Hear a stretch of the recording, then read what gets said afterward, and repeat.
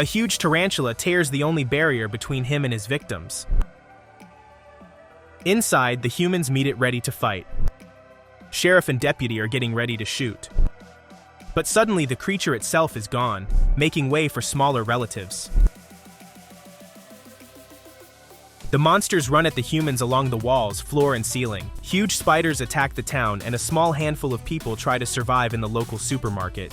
Hi everyone. Today I'm going to tell you about the movie Eight-Legged Freaks. Ufologist Harlan Griffith has his own radio station, where he talks about various mysterious incidents and blames aliens for everything. A truck driver carrying toxic waste listens to him. The driver is driving at night and falls asleep on the road. He takes his eyes off the road, and when he looks forward again, he sees a hare jumping out onto the highway. The driver jerks the steering wheel to avoid hitting it, and one of the barrels goes over the fence and falls into the water. In the pond where the chemical barrel fell, Joshua collects grasshoppers.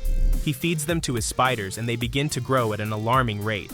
Joshua tells about his discovery to the sheriff's son, Mike Parker, who is fond of spiders and often comes to visit Joshua. While the man and the boy were talking, one of the arthropods escaped, and as soon as Mike left, the spider bit Joshua. For some unbelievable reason, he turned not into Spider-Man, but into a dead man. But not immediately. First, he smashed all the terrariums and hundreds of spiders broke free. About the same time, Chris McCormick comes to town. He left years ago when he found out that his lover, Samantha Parker's husband, was cheating on her. Then he beat her husband, but he never told anyone why. His father was involved in the development of mines, which are quite a lot in the city, and just before he died, he said that he stumbled upon a gold mine, but no one believed him. When Chris arrived, the first thing he did was to visit his Aunt Gladys, who worked for his father. The woman invited Chris to stay with her.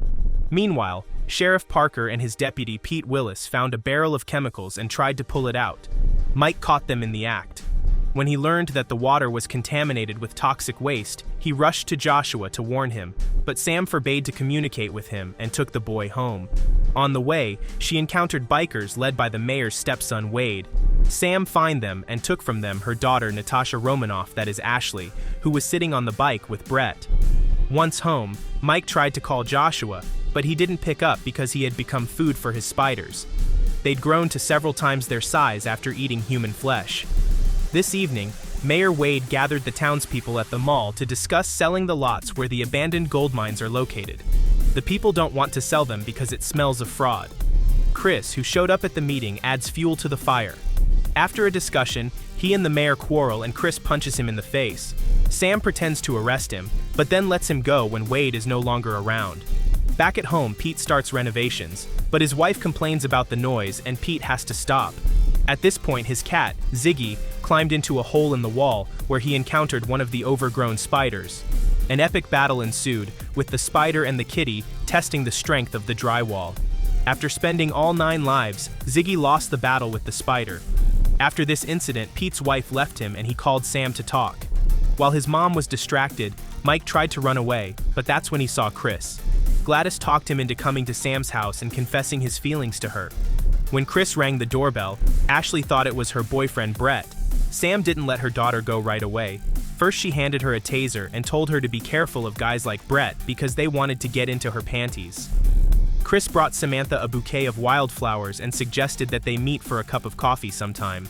Sam agreed. Meanwhile, Mike ran over to Joshua's house and saw that his place was covered in cobwebs. Following the trail of spiders, the boy found part of a spider exoskeleton and then saw a giant arthropod in the mine. Chris rounded up the laborers and came with them to his father's mine. He wants to start looking for the gold he told them about again. On the way back, he met Mike and gave him a ride home. Mike showed him his find and told him about the giant spiders, but Chris didn't believe him. When Chris left, Leon got to work, but the water stopped flowing and he decided to blow out the clog. It turned out that instead of a clog, there were spiders, and he almost swallowed them. Then a giant one appeared and attacked the stunned man. When Mike got home, he told his mother about the huge arthropods, but Sam didn't believe him either. In the evening, the ostriches at the Wade Ostrich Farm started disappearing. The mayor went to check what the hell was going on, but he never realized who was gutting his feathered friends. When Harlan found out that animals were disappearing in their town, he blamed it on aliens.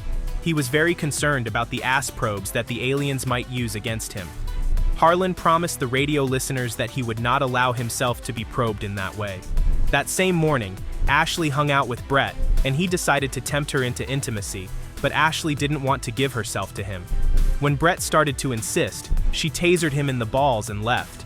At that moment, the overgrown spiders appeared and attacked the young bikers.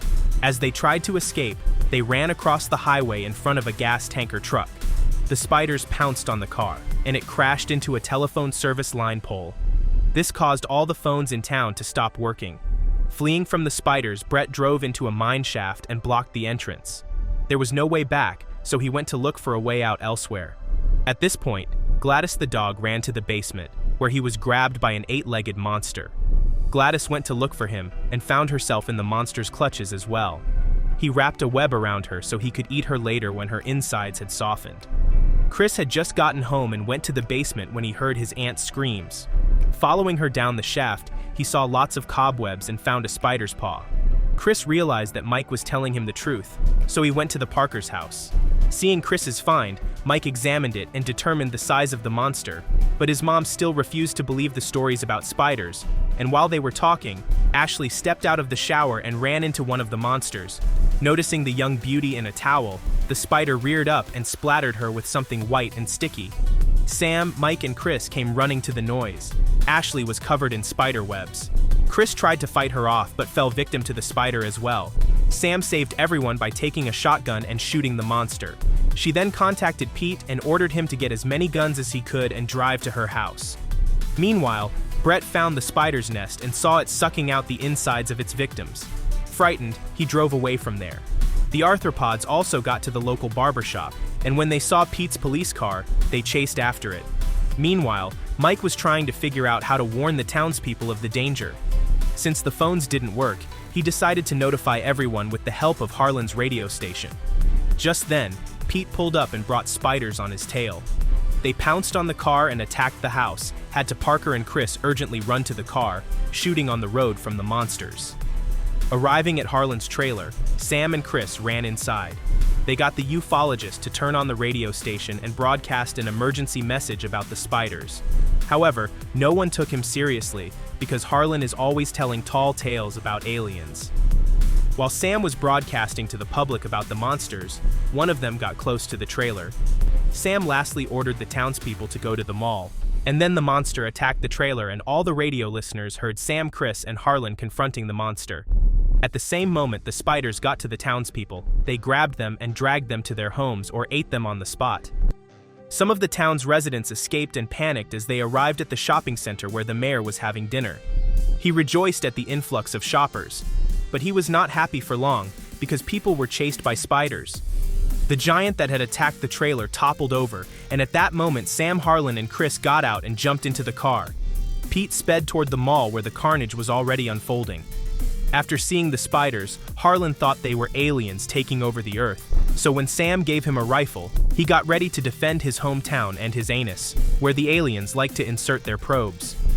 Sam and Pete held the defenses to the last, while Chris closed the metal shutters. The spiders can't get through them, at least not right away.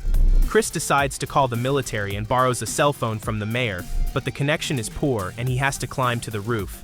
Harlan goes with him. Before leaving, Mike suggests that they spray themselves with perfume, which will help repel the human odor. Sam asks everyone to arm themselves with whatever they find in the supermarket, and the survivors take everything, even pitchforks and crossbows. One dude even took a chainsaw and got a Jason Voorhees costume somewhere.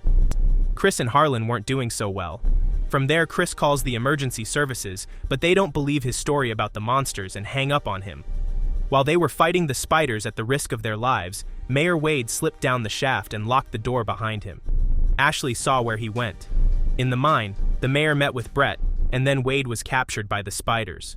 Meanwhile, hordes of these monsters had infiltrated the mall. People began to fight back, but not everyone survived.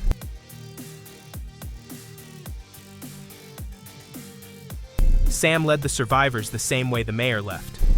Along the way, she met Chris, who had gotten in through the ventilation system. When they were at the locked door, it was broken off on the other side by Brett on a hoist. He was chased by spiders, but they were quickly outgunned. Once in the maze of underground passages, the men were confused, but Chris knew to go along the cables. They would lead to a generator that stood at the exit. In one of the corridors, people smelled the odor of methane, which accumulates in the underground passages. Then they came to the lair of the main spider, who was guarding her victims wrapped in webs. They found the mayor still alive and freed him. Chris realized that Gladys was also here somewhere. He decided to find her and sent the others to the exit. He asked them to start the generator and smashed a light bulb to create a spark. It would detonate the methane and kill the spiders. Before Sam left, Chris tried to confess his love to her, but she already knew everything. Sam kissed him and then ran away. After finding Gladys and making sure all the other spider victims were dead, Chris put his aunt on Brett's motorcycle and drove off. Before doing so, he noticed a gold vein protruding from the wall. He realized that his father wasn't lying when he talked about gold being found in the mines. Sam and the others climbed out but couldn't start the generator. There was no gasoline. Ashley suggested they use the taser. It had enough charge to light the lights, and Chris's trap worked. The spark ignited Gladys's matches, which he attached to a broken light bulb, and there was an explosion that destroyed the spiders. Chris and Gladys escaped at the last moment. The explosion destroyed not only the spiders, but also the mayor's shopping center, which the mine was close to. At that moment, ambulances, firemen, and police arrived. They listened to Harlan's radio station and believed that an alien invasion had begun. Sam and Chris decided to be together. At the same time, Chris began to extract gold from the blown-up mine, because now he knew for sure that the precious metal was there. That's all for today. Please like and comment if you want more videos like this. Good luck, everybody.